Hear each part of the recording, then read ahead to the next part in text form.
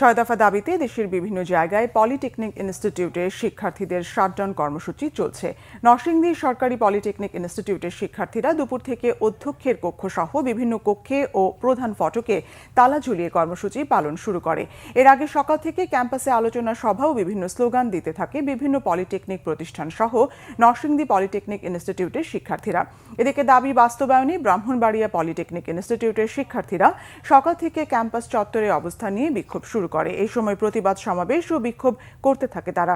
দুপুরের দিকে প্রতিষ্ঠানের শিক্ষক কর্মকর্তা কর্মচারীরা ক্যাম্পাস ছেড়ে গেলে বিক্ষুব্ধ শিক্ষার্থীরা প্রতিষ্ঠানটির একাডেমিক ভবন ও প্রশাসনিক ভবনে তালা ঝুলিয়ে দেয়।